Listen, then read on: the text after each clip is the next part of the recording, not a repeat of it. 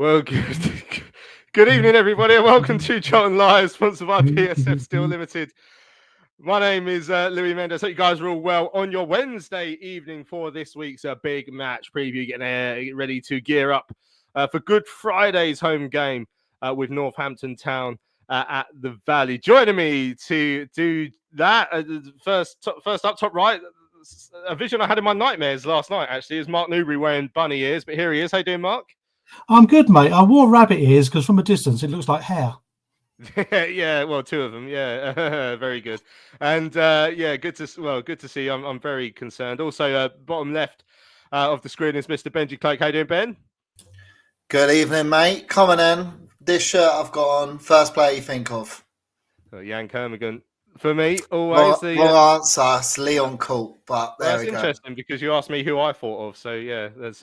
But yeah, no, looking good, mate. Looking good. And also delighted to say, bottom right of the screen, joining us this evening is Sam Cutts. How you doing, Sam, my friend? All good, thank you. Yeah, good. Lovely stuff. Good to have you on the show for this week as we get ready to gear up for this massive Easter weekend of football for the Addicts. Charlton sitting 6 points behind the top two.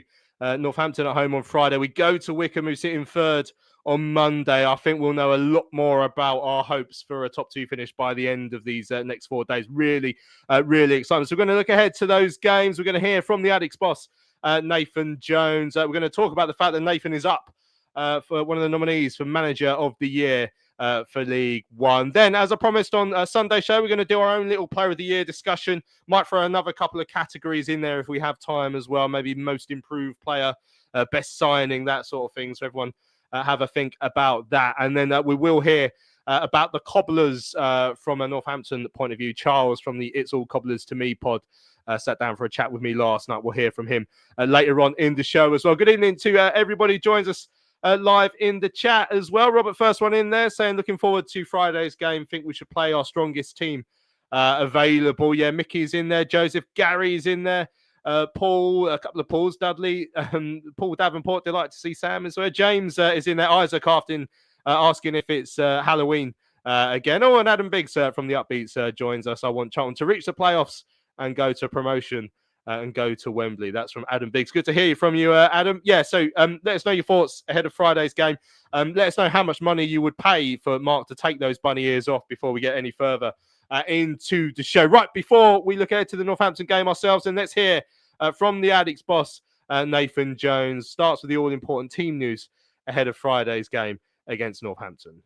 Campbell returned to the side on Saturday after missing the previous game. Did he come through the game okay? Yeah, he got a dead leg early, got some treatment early on, which we can obviously expect. But he's dusted down, he's trained all week, so he's fine. But yeah, look, really important to get him back. Really, he was the difference on the day, if you like. Well, saying he's the difference, he was the difference in sort of the quality, but everything else we still had to do a load of other stuff to have got the win.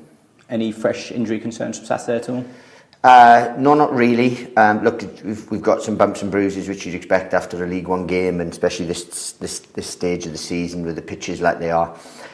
So look, we've just had to dust everyone down and make sure that we go in physically and mentally in the best place possible for this Easter weekend. How far away are we from seeing Lloyd Jones back available for selection? Well, a lot closer than we were last week. Lloyd's in recovered really well. So we're hoping to have him back over the weekend for the game. Looking ahead to Friday now and the visit to Northampton Town, what sort of tests will they pose? Stern, Kev Nolan. Great to see Kev back. Good mate of mine, Kev, and we had some mammoth battles when he was at Notts County. And his team it'll be very, very difficult, very, very difficult test. We know that. He's done really well since he's gone in there. I knew he would because, he knows how to galvanise and to get the best out of people. People want to play for him because of how he is as a human. So it's a very, very tough game. Early in the season, we beat Northampton Town 5-0. What impact, if any, will that have on Friday's game? I have no idea. On us, it won't. We got a really much needed, very good 3 points on the day. We were the better side, and we have to do that again. It'll be. I'm sure it'll be a sterner test, but all we can concentrate on is what we can do. I have no idea what Northampton are going to do and what they and their mindset coming into the game. But us, we want to win. We want and need to win the game. Terry Taylor is on loan at Northampton Town. He won't be available for Friday. What have you made of his loan spell? It's been a very good one, which I knew it was. When we ticked his options, and Terry's a real good six in terms of how he plays.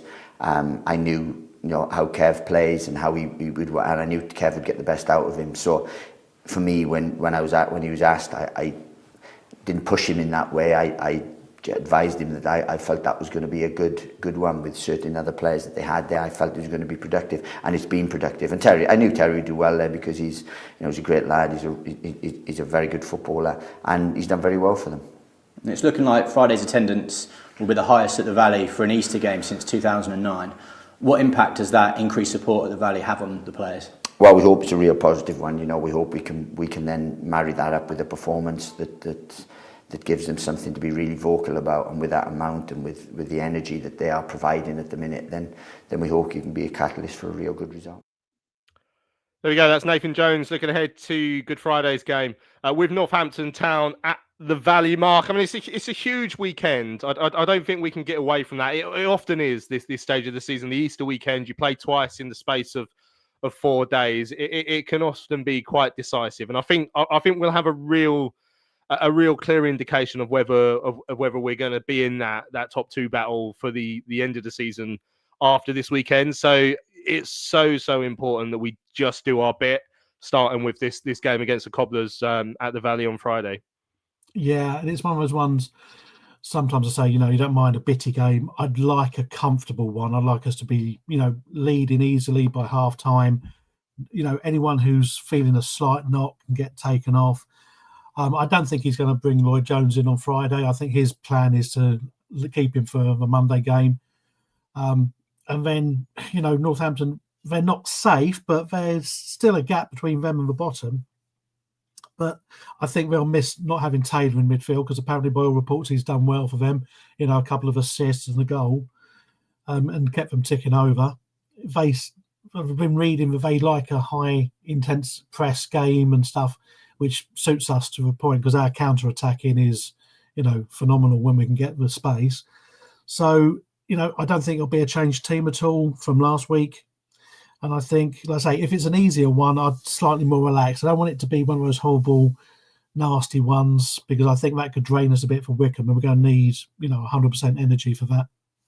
Yeah, I mean, I think one of the first things, Ben, is that, I mean, obviously everyone's highlighting this as the so-called easier fixture out of the two over the weekend, but we can't come unstuck. We can't get complacent. We can't let anything like that happen. We can't also forget that our last home game was the first hour was probably the worst we've played for a little while as well. So anyone who's thinking it is going to be an easy one on Friday might have another thing coming. This is a Northampton team who've actually done quite well on the road recently as well.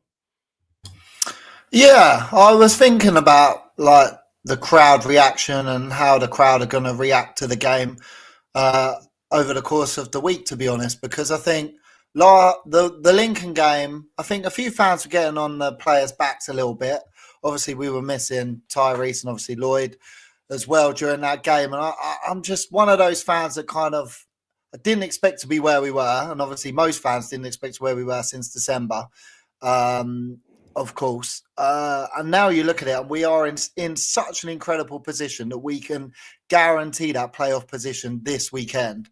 It's just let's see a bit of patience. Let's remember where we've come from. And I was just looking through Northampton's results lately, and they've drew with Stockport. They beat Northampton. That's who they are. Sorry. They beat Leyton Orient away.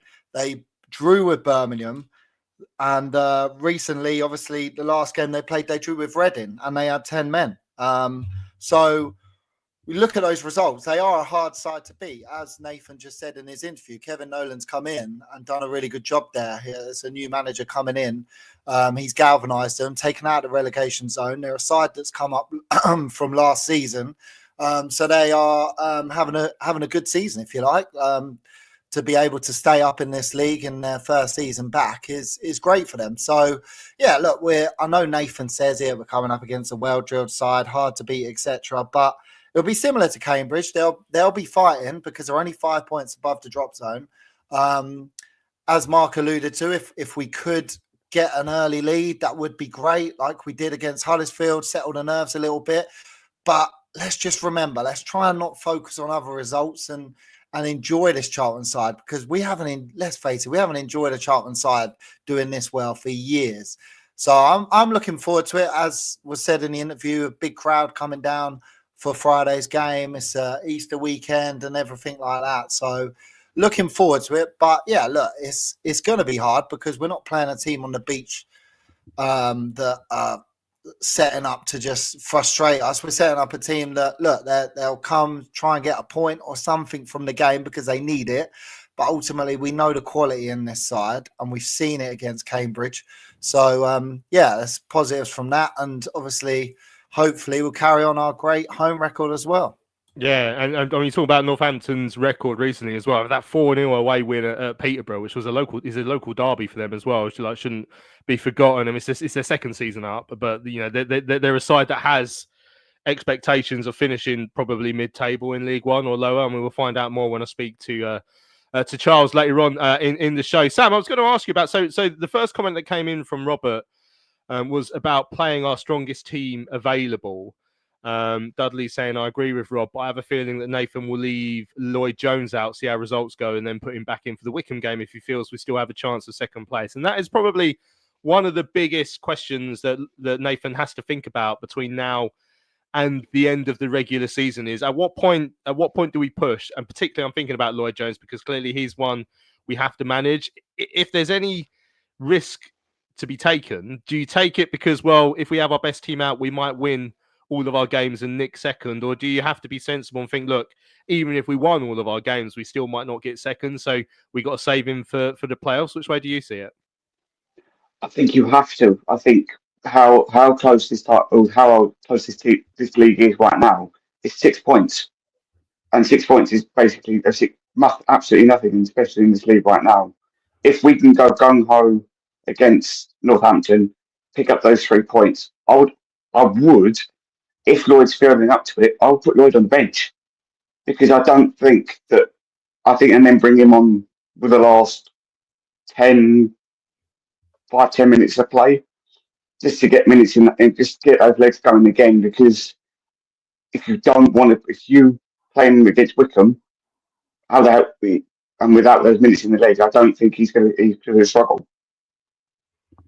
Yeah, I mean it's a good point. That because you got to keep him fresh, but also he's got to have some game minutes behind him, Mark, as well, which should be interesting going into Friday. The last time out of the Valley, then obviously we've put things right since then. We've gone at one at Cambridge last weekend, but it was the first hour was probably our worst hour of football for a while. How much do you think that will be playing on Nathan's mind, especially when it comes to things like team selection? Because obviously he questioned himself. He questions how passive he had been around the training ground or decision-making had been around the training ground after that. So how much do you think that will be playing on his mind going into Friday's game? Well, not now. It's too long ago. I mean, he probably sort of like spent the day after beating himself with birch twigs over it. But I think, like I said, he's focused on the next game. And that's all it is you've got to. I mean, you can't look back and say, oh, well, we were, not great for an hour last home game.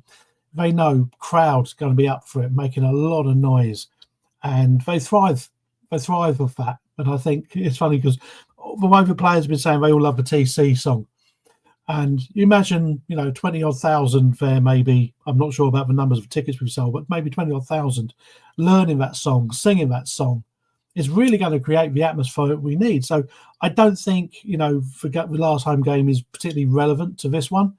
I think we've just got to take it by the scruff of the neck from the beginning. And like I say, if we could get a nice 2-0 at half-time, I'll take that. Look, Nolan's not a mug. He's going to work out the best way, and it'll be trying to disrupt us, trying to harass us. And like I say, if TC's playing, he's going to expect kicks. But, maybe get TC in the area a bit more and let's see if they kick him there. Because, we haven't had many penalties this season, so we're probably due one or two. So we'll take it from that. Yeah, Paul says, evening, just play the best team available as often as possible. Momentum is key. Isaac says, imagine 20,000 chanting Louis, show us your graph. Well, as enjoyable as that would be for everyone involved. I mean, the league table is a pretty good graph to look at now. The graph is normally to work out how far when everyone hasn't played the same amount of games and stuff, but we're now into the end of the season, so we can just look at the league table to see where we are. Yeah, the point about our home form, Ben, is obviously something that's going to stand us in good stead. But there are things we can't control now going into this weekend, and there is. I mean, there's nothing. I know we're not allowed to and all this, but we have to look at other teams' results now. We will be looking at Wrexham at home to Bristol Rovers, which doesn't fill you with confidence for a result going our way.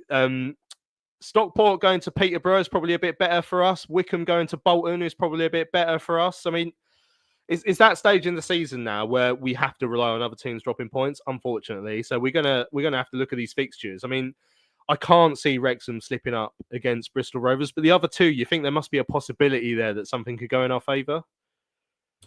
Yeah, I think when we've looked at the recent run-ins for for Wickham, sorry, their running is crazy. It's very difficult. They got to play Bolton this weekend, as you said, and us, Leyton Orient, and then Stockport on the final day. I mean, that's going to be a huge game on the final day. Whether it decides who gets second or who gets home second leg in the playoff, who knows? But yeah, I think I know Nathan always says we focus on ourselves, and as a manager of a team, you do keep drumming that into the playoffs. The players, you just keep focused on yourself. What's nice this week is that we're all playing at the same time. So we're not thinking, oh, they've done that. I know Nathan had a moan about that last week and didn't think that was fair. Whereas this week we're all playing at the same time, so we can all focus on what's happening on the pitch. But yeah, you just never know. I thought Burton looked really good in that first half against Wrexham until they had a man sent off, and then suddenly you thought, oh, here we go again. It's all coming back in Wrexham's favour. But we are the form team in this league, apart from obviously Birmingham. If you were to go back over the last 25, 30 games, we'd be second in this league. So I think more fans of the other teams are looking at us.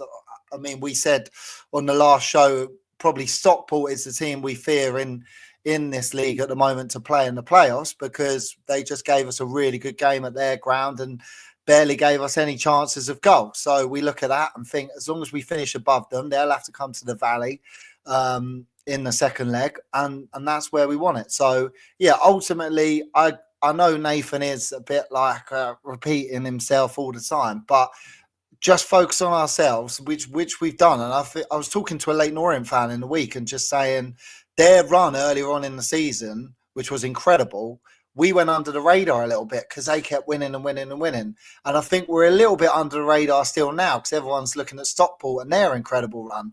So I think if we just keep doing that, even if we don't get second, third or fourth, brilliant. And that second leg, just like the Doncaster game where Pratley ripped his shirt, and that atmosphere was incredible. Just need to focus on that, to be honest, and just keep getting the positives we're getting from every game. We might have only won 1-0 last Saturday, but it was a great goal. We had a few chances. We kept a clean sheet. Just keep looking for the positives, in my opinion. Yeah, Ian's just emailed in as well. Says it's a tap. You can't turn momentum on and off like a tap. You have to have the strongest team selection for Saturday. Paul saying, I hope the Posh hasn't been on the fizzy pop since the weekend. Yeah, I mean, obviously winning the trophy against Birmingham, which went down. It seemed to go down quite well with pretty much every club outside of Birmingham. I didn't really care because it's a nothing cup, but still. Paul says, let's not forget that we spanked Stockport. It was 1-1 at ours, wasn't it? We still spanked them, though. We should have won that game. Sam, what do you think? I mean, the importance of getting third or fourth, if we aren't going to go up in second, which none of us are writing off yet, but it is difficult. How important is that home leg? The second leg being at home with our home form, how important would that be for us?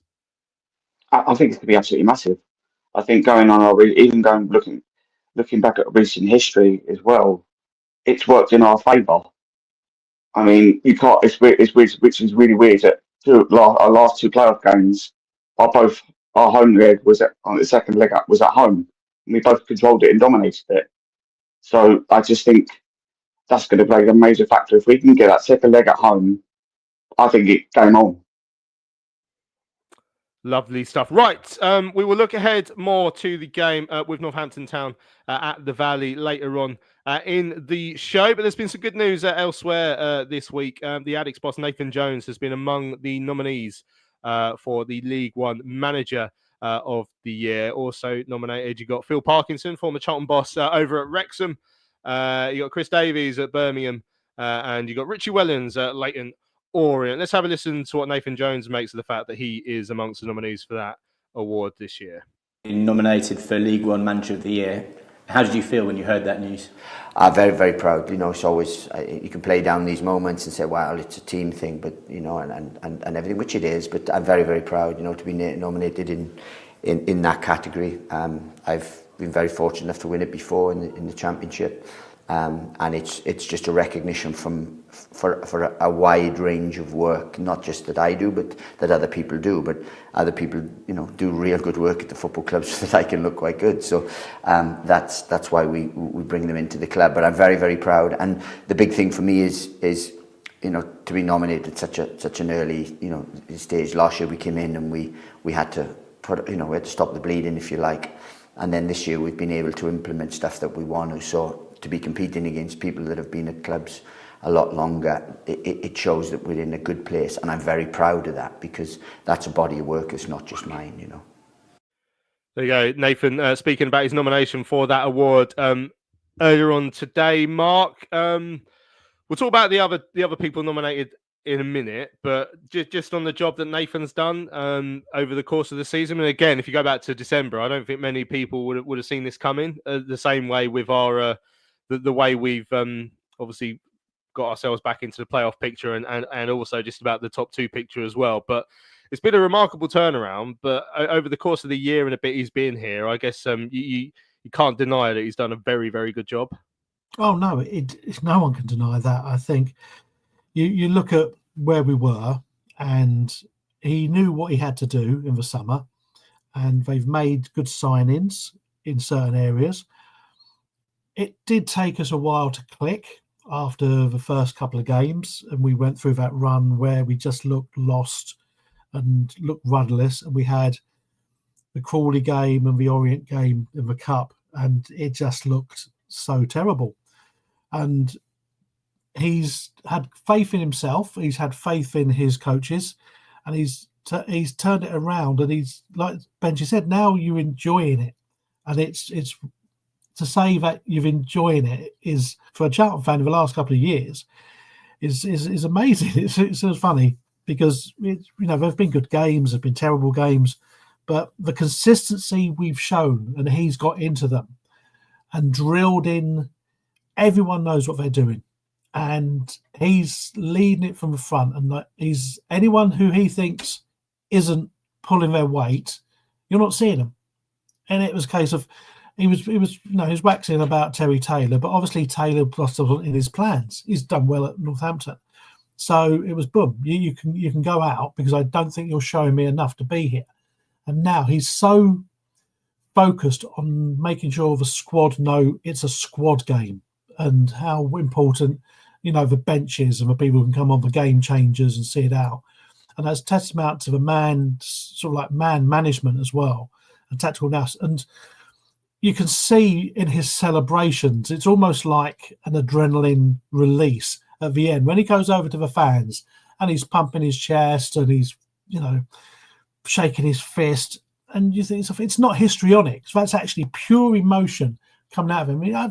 I don't give a monkeys if other fans take the what's it, or don't like it or pick up on it. I don't care a bit. It shows that it means something to him, shows that he cares. So, you've got to say he's done a fantastic job this season, regardless of where we finish. We don't go up, we don't go up. He's done a fantastic job. Yeah. Ben, Mark also referenced there, I think, the buy-in from the players, because Nathan Jones doesn't work unless everyone buys into it. And like I say, if there's people who aren't quite in the picture, then they'll get moved on. Obviously, famously, Alfie May at the start of the season. But if that didn't happen, then it could go horribly wrong. And I think it's probably fair to say you've seen that happen at other clubs, and you can see why it didn't work for him at other clubs. But if you're the right club, the right sort of size, the right sort of players, the right sort of fan base, and you get that buy-in, then everything clicks. And also, I think that's probably why when you do go back to that bit where it wasn't quite working, that Nathan found it quite. You could tell he struggled with the fact that there wasn't buy-in at that stage from the fans, because he knows he needs that for it to work. Yeah, I think Mark hit on a key point there, talking about when players have come into the squad. That might have been due to injuries. Obviously, Lloyd's been injured and McIntyre's come in. These players have come in and hit the ground running. Okay, they might have had the odd mistake like McIntyre did against Lincoln in the last home game, but then he then has a great game against Cambridge, replicating like he did against Mansfield. So yeah, you've got to have that whole squad buying into the fact that even though I'm not playing, I am going to get my chance at some point. The manager's not lying to me. He's saying it's a squad game. I know there's going to be injuries in this squad. I mean, you look at Lloyd, and we're going on to talk about it later for Player of the Years, but you'd go, oh, well, I'm not going to get in ahead of him. Look at him. He's playing so good. And McIntyre might have come in and said that about him and Gillespie. But I'm sure Nathan's talking to him going, no, look, you will get your chance. I've got you in for a reason. He's come in and he's taken his chance with both hands. And look at last week with the goal line off clearance from him off the line. And you think, wow, that's brilliant. Someone who's chucking their head in front of the ball, and he's only on loan, but it makes it seem like this club is made for him. Whereas look at last season's defending. I'm sure we'll go on to talk about it when we talk about Player of the Year. The last season's defending, there was no pride in it, but Nathan's instilled that pride in this team all over the pitch. The running that Matty Godden does, Luke Berry, etc., it's been incredible, and we can see that work ethic from the stands. And how many players do we talk about in the past and go, oh, that player was brilliant, that player was brilliant. They weren't the best technically, but they ran their socks off and gave it to us. And they made us feel like they were fans as well as just players. So, yeah, we buzz off that, and we see it from the stands, but we can see it from him. I know he's a bit crazy on the touchline, but we love that. And I know sometimes he's rubbed fans up the wrong way, but he's a passionate guy.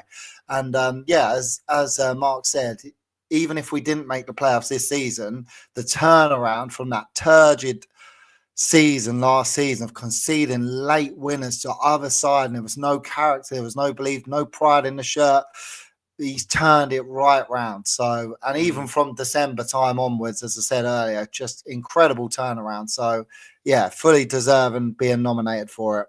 Yeah, Isaac says in the chat, he's made some very bold decisions, and most have paid off. Paul says that Nathan does demand a lot, but he also praises players loads.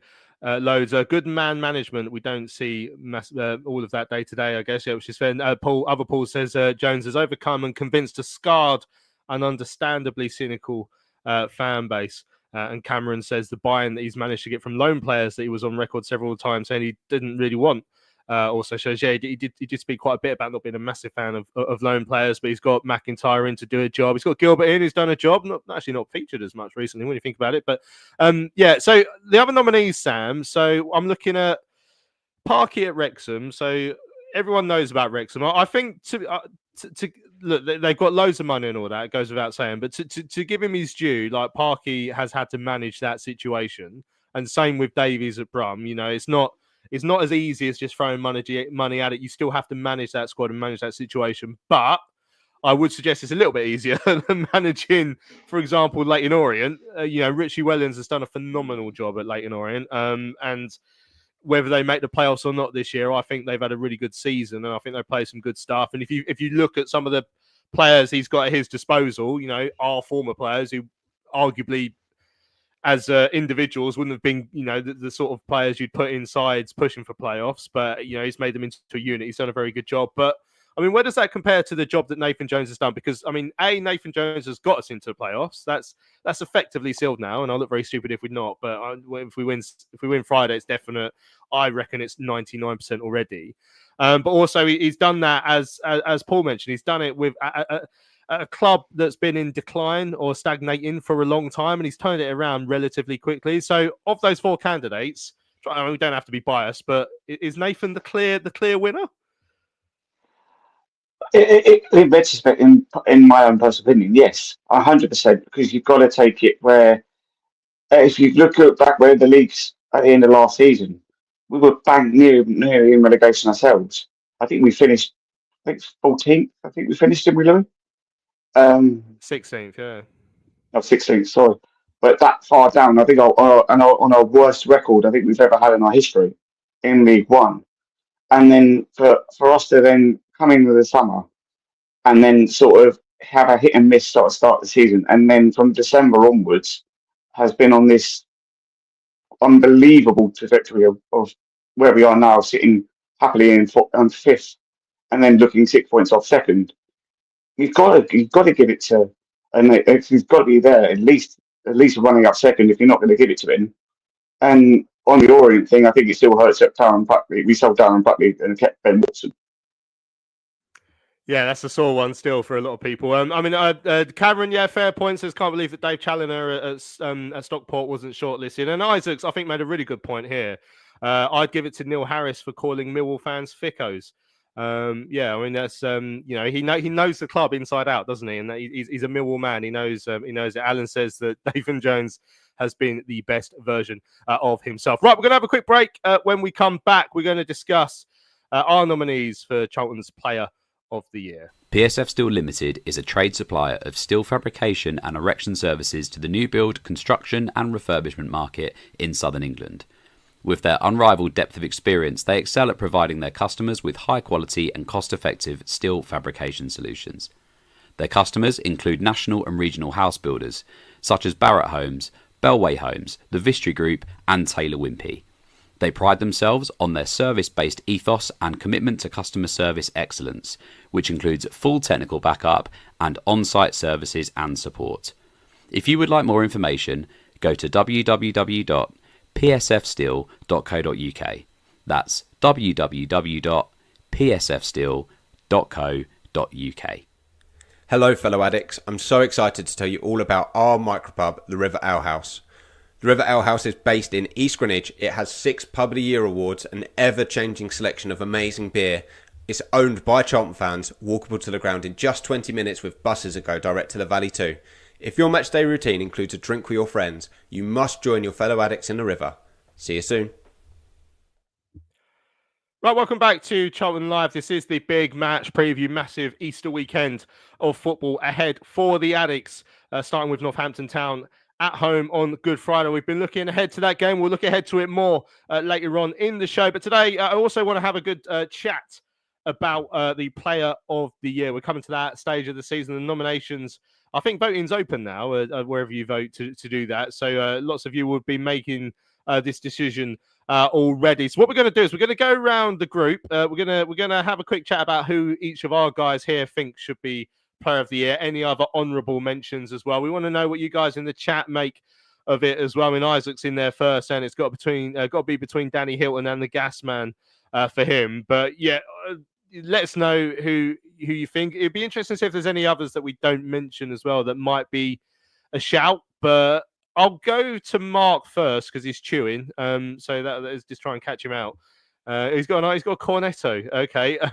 So what a strange show it's been. Mark, I think at stages this season, even in this season, I think there were 1 or 2 stages where I think it was probably a standout person.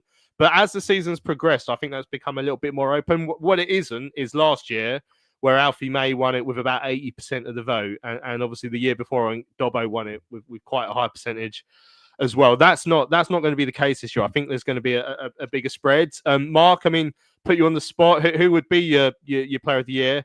And any other sort of names you want to mention who could be in the mix as well? Well, I was doing my homework earlier, and I've got a list. It's got 9 names on it.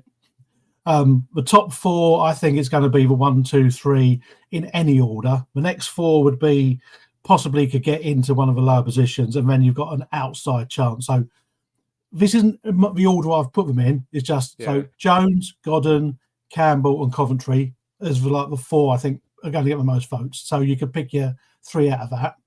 Next 4 being Small, Ramsey, Edwards, and Berry, who could quite easily get into that 3rd position. And then an outside chance, people do like Gillespie now, and he's been doing well over the last. And sometimes people just vote on what they like.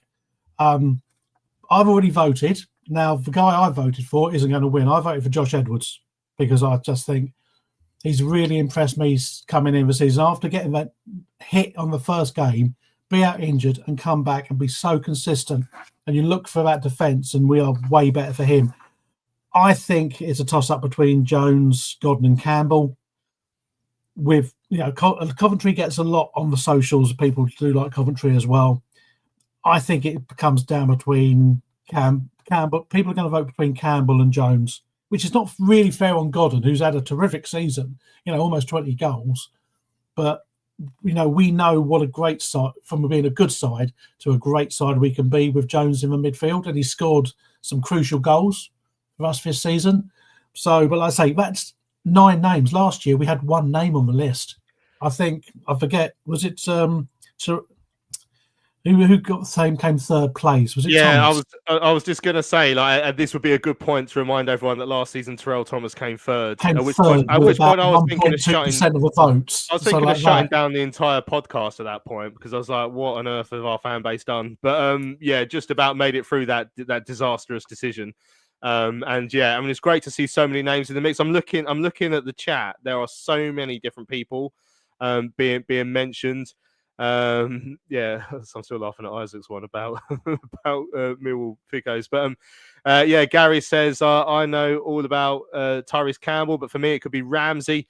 Mickey's chucked in Alan Campbell, presumably the one who played for us in the 60s. Paul Fox says Jones, Edwards, TC, Coventry, Ramsey, probably Jones though, due to how much he's been missed. Because part of this as well, Ben, is I always think player of the season means the season. Player of the year means the whole year. It doesn't mean the player who's had a good second half of the season. And that's why even someone like Matty Godden, who I think has been consistent in his goal scoring, I think has become the all-round striker that he has been at other times in his career, but more often for us, probably after Christmas. I think that's fair. People might see it differently. Whereas I think Jones obviously had a little bit of time out injured, but actually has been good all season for me. So that's why for me, that's who it'd be. But Ben, are you going down the same line as us? Have you got any sort of Terrell Thomas shaped holes that you want to fill and chuck someone else into the mix? Oh, mate, stop saying his name. Flipping. Oh, horrible thinking about that. And that's exactly why I'd go for Lloyd Jones, because it's just an incredible turnaround in our defence. He's just been phenomenal this season. And I think why you'd give it to him as well is because when he's been injured and out of the squad, you've gone, oh my goodness, we miss Lloyd. Lloyd would have blocked that. Lloyd would have headed that away. Lloyd would have thrown his body at that. He's been incredible this season. And I think not only as a player, but as a man, you can see him leading the rest of the side. He talks a lot. Him and Mitchell at the start of the season had a good relationship, again, clean sheets. But then he's adapted with Kane and Maka as a free there. And he's just been phenomenal for me, I think. Scored a couple of crucial goals away at Wigan, away at Bolton as well. And I think he's just been a real figurehead of the club. The other player I'd mention is Connor Coventry. I think talking about how when Lloyd's not playing, you feel like we miss him as a team. And we go, oh, yeah, that's why we've lost that game, because Lloyd didn't play. Connor hasn't barely missed a game. And I think if he did, we'd all sit back and go, oh, that's why we lost, because we missed Connor today. I think his role is very underrated. I think last season, because he was playing alongside Dobbo and it just didn't work, and then at the start of the season, everyone's still missing Dobbo and the way he left and blaming Andy Scott and all of that stuff. There was kind of a lot of pressure on him from fans, and I think that it was harsh, but obviously as fans, we're very reactive, and we saw that as kind of our captain leaving the club unfairly. But I think his role, the way he stayed fit and just keeps the team ticking over, I think definitely number 2 for me with Connor, because I know fans will go, oh yeah, but what's he really done? I think, well, he hasn't been injured, and you take him out of the squad, who is going to fill his role? Okay, you can blame that on strength depth, but depth in the squad and that. But actually, I think he just keeps us ticking over. He does a really important job that just goes underrated. So, yeah, I'd throw his name to second, but definitely Lloyd. Yeah, I mean, Dean agrees with you. Lloyd Jones first, Coventry second, TC third. Alan says the whole team. Spencer says Lloyd Jones, Mickey, between Jones, Coventry and Godden. Similar names coming up from Spamfish as well. Lloyd, TC, Small, Coventry, Godden. I mean, we're getting a bit of a pattern now, and Paul wants to see the Killy Cabrini in there as well, but probably between Lloyd and TC. But again, even on TC, I think it's been a fascinating season for TC, but he's really hit his stride in the last month. He's been good all season, but really hit the top notch in the last month. So again, that consistency. I mean, if he's still here next season, you could see if he could do that for the whole year, then maybe he'd have a better shout. But who knows, Sam? I don't know if you're going to chuck anyone else into the mix, or do you sort of agree with some of the names that have been mentioned so far? I agree with a lot of the names that have been mentioned so far. I don't know about you guys, but when at the start of the season, I thought this season was a massive season, for Lloyd. I think after his pairing with Hector and that sort of disbanded defence that we had with Hector, Small, Torres and Lloyd, I thought it was so fragmented.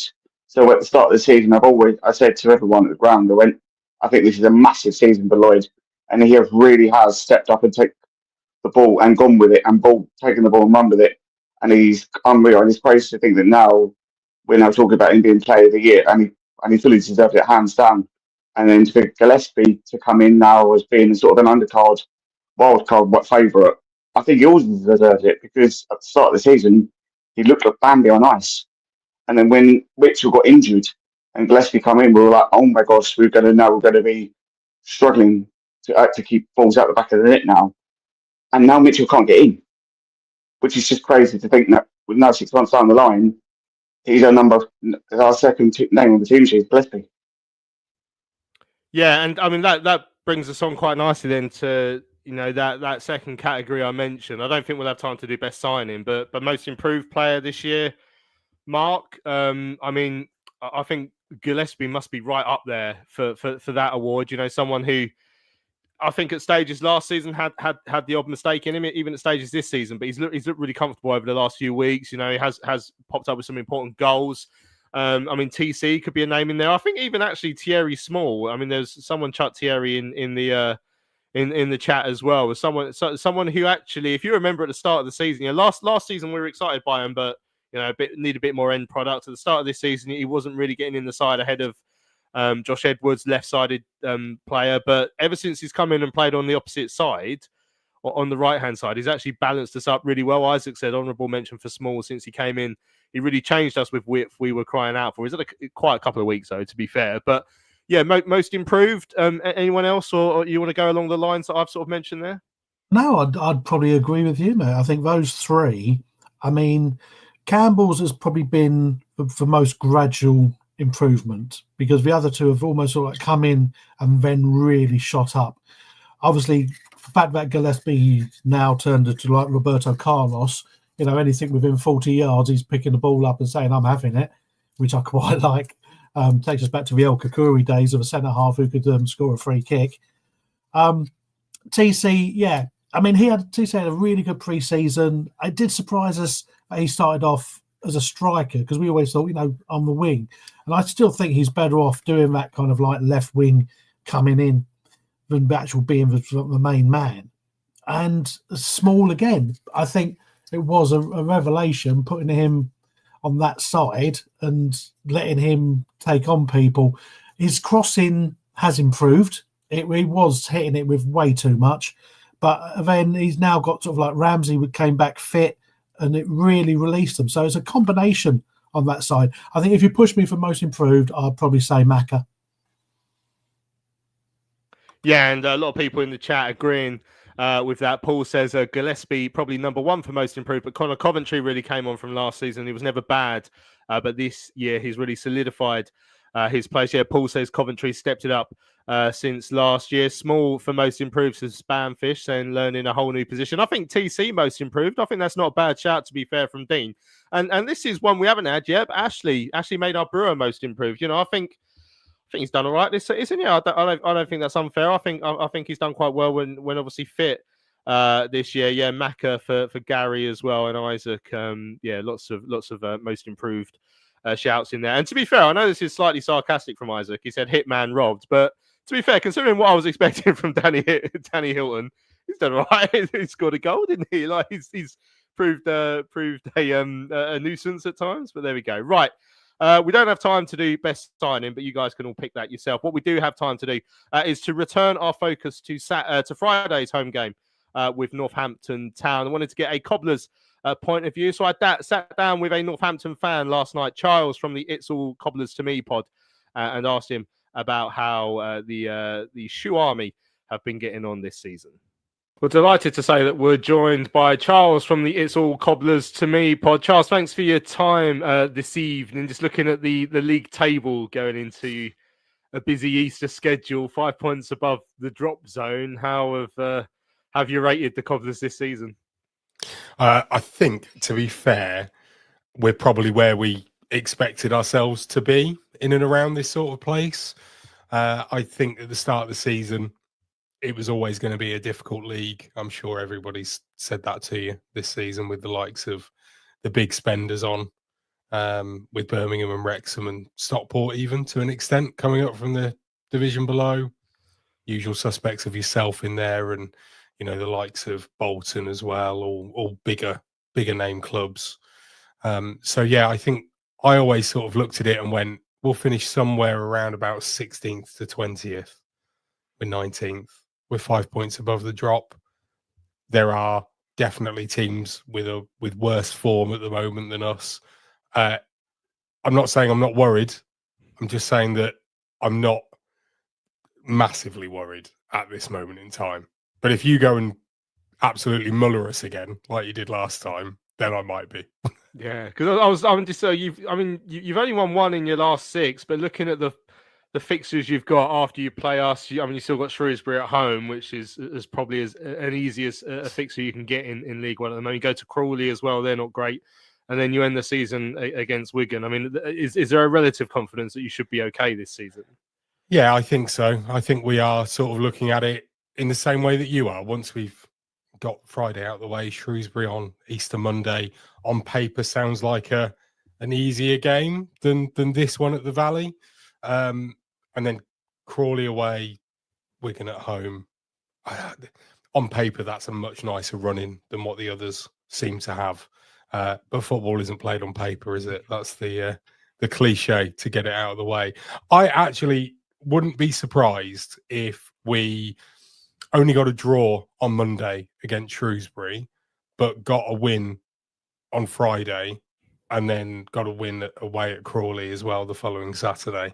That would be very typical of us this season. Our away form has been much better. I don't know whether there's less pressure on us or what's going on, but yeah, we've not done as well at home, it feels, in recent times as we have been away from home. So our last trip to the capital was to Leyton Orient, and we came away with a 2-1 win in a very, very good display.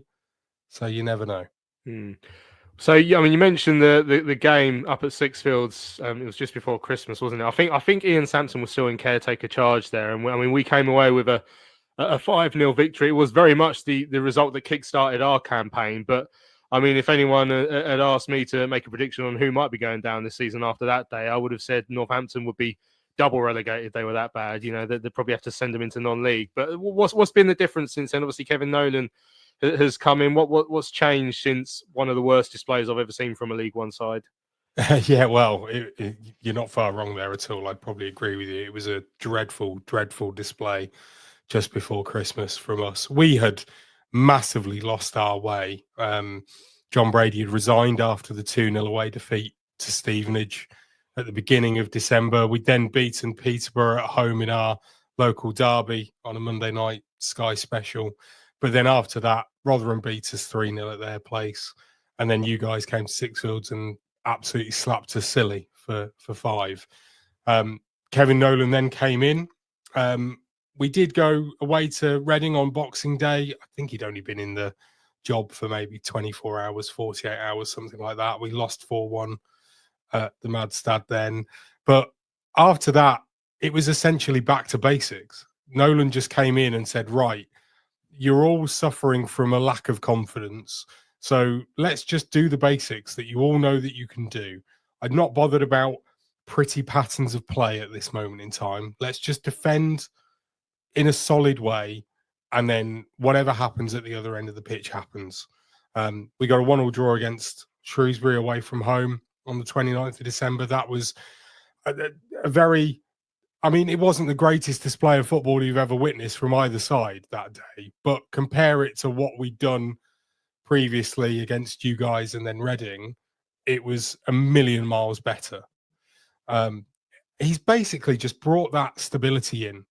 Very, very basic in terms of its football, and then it's grown over the time. So as confidence has got back into the players, we have started being a little bit more adventurous with our play. We are essentially a team that will look to get the ball forward as quickly as possible and then play football in the opposition third. We don't tend to mess around with it at the back. We will get it forward, as I say, and if we can then play in the middle and then the final third of the pitch, that's where we'll do it. We're not going to do it on our own 18-yard line. It's just not going to work for us that way. So Nolan's done that. He's put the confidence in.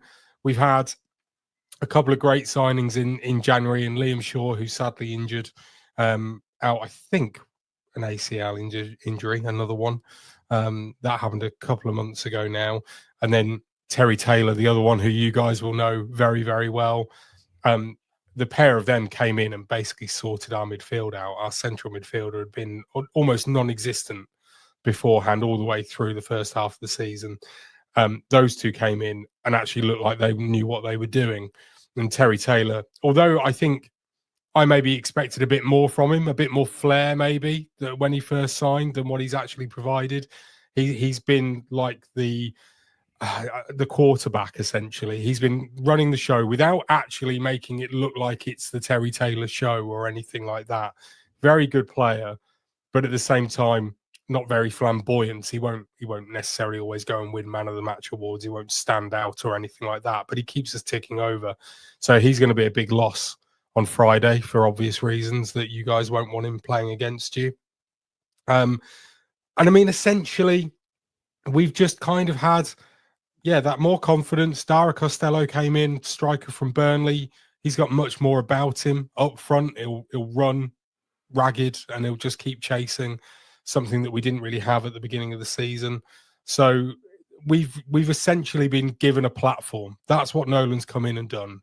Laid some foundations, given us a platform, and then we can go and try and see what we can do going forward. The 4-0 win over Peterborough, 2 weeks ago now, probably the best display of the season. It was an absolutely magnificent display away from home. Peterborough didn't have a look in, didn't have a sniff all game. They were shocking, but we were just brilliant. We were all over them. So another display like that would be lovely come this Friday even. Yeah, I was just going to say this. I mean, what sort of contest are you expecting on Friday? Then you've mentioned your away form is quite good at the moment, unbeaten in your last 5, winning 3 of them, including that 4-0 smacking of the Posh. And what sort of game are you expecting Friday? It's difficult to know because I know you guys are on the up. I think you're pretty comfortable now in the playoffs by looking at it. I know Nathan Jones has, urged your fans to really get behind you to almost cement that playoff place with a win this Friday. But you don't need the points, do you? Come on, you've got other games that you can go and get them from. You don't need us to give them to you. I think that actually that if Nathan Jones gets the atmosphere that he wants, that he's asking for, I think that will be really good for us because we will come and help with that atmosphere. We will, we're close to selling out. I think there's only 50 tickets left in our end from the last time I looked today. We are very good away from home. We will be loud. We will get behind our team. And that kind of atmosphere, our players thrive on. The Leyton Orient game, prime example. Same with the Peterborough game a couple of weeks ago. As soon as we're loud and there's a big atmosphere in the game. Our players are well up for it. So it could be a case that we end up, I mean, what I really hope happens is that we show Charlton and Charlton fans that we're not as bad as we were the last time we met, because we aren't as bad as we were the last time we played. I think what we will probably look to do, as we have done in the last few games, is press you high up the pitch, try and force you into a mistake at the back, and then capitalise on those early doors. We will come out the blocks for the first 10 minutes. That tends to be what we have done all season. First 10 minutes, we will go and we will try and be on the front foot as much as possible. The one thing that we lacked in the early part of the season was actually getting a goal to really show that we'd actually had a foothold in the game at that point. We're now getting that happening, not every game, but we are at the very least not conceding within the first 10 minutes anymore. So we are getting a much more stronger foothold in the game. And I think the longer that the game goes on, probably at 0-0, the longer or the more that maybe your fans might start to just get a little bit anxious about, well, hang on a minute, big game atmosphere. Are we going to do what we always do when there's a big game? And I'm not talking about Charlton specifically. Every fan of every club says the same thing. As soon as there's a big atmosphere at home, we crumble. It's exactly what happens every time. I wonder whether we can then just nick something, which would be lovely. I think it'll actually end up being quite an exciting game to watch. If you're a neutral, especially, I think it'll be a game that will be enjoyable. As fans of either side, I'm sure we'll love it and hate it in equal measures as we're watching it. But it should be a good game, I think. There we go. That's Charles from It's All Cobblers to me. Sorry, I forgot the name of the pod there. Giving me the lowdown on them, on the Cobblers ahead of their visit to us on Good Friday, Mark. Just very briefly on them. You sort of reference that they still need the points, so they're not going to come and roll over, are they? No, and like we've said, with their manager and what they need, they've obviously missing some players. They had a guy sent off last week, so it's on us. That's what it is. It's on us. Don't worry about them. And him saying, maybe they can come and nick something. There's probably some, coasters or some tea towels they can take out the concession stall, but that's about it. I can see from that. Do they have coasters at the football? I've never noticed that before. Craig said Charles doing his best to convince himself that they can get something. Look, I mean, it's going to be an interesting one, but we've got to be favourites with our home record. So is it 13 undefeated at home now, winning 10 of that? I mean, it's a ridiculous record, stretching all the way back to the start of December when we lost to Crawley. And we are very, very strong at home. Hopefully that will be the case again on Good Friday. Right, we don't normally give out scores from other games. There's very rarely games going on while we're on live, but just like to keep everyone updated. In the Premier League, it's currently Newcastle United 1, Crystal Palace 0 after about half an hour at St James's Park. Right, we shall leave it there. This has been Charlton Live, the big match preview. Massive thanks to everyone who's joined us live in the chat this evening. I've enjoyed your company and your comments and your suggestions for Player of the Year and your comments about who we should be playing, etc. over the weekend. Massive thanks to self-nominated Ficko Isaac as well, who joined us in the chat there, and everyone else as well. Right, Mark, been a pleasure as always. You're welcome, mate. Ben, nice to see you. Oh, nice to see you too, mate. Lovely stuff. And a massive thank you to Sam as well, who joined us for Charlton Live this evening. Sam, thanks for your time this evening. Thank you, David. Lovely stuff. Right, this has been Charlton Live, sponsored by... Oh, you meant Palace. Oh, no, I'm the Ficko, aren't I? No, this has been Charlton Live, sponsored by PSF Steel Limited. Looking forward to seeing you all on Good Friday down the valley. We're going to be back on Saturday morning. So is it Easter Saturday? Does that count? It's Saturday morning. So we'll look back at the game against Northampton and we'll look ahead to the game against Wycombe on Easter Monday, which we're all really looking forward to. You can tell that something important's going on because normally I have a break over Easter, but actually we're going to do some shows because there's a lot to talk about between now and the end of the season. Right, this has been Charlton Live, sponsored by PSF Steel Limited. I'm Louis Mendez. Thanks for your time. We'll see you again on Saturday morning.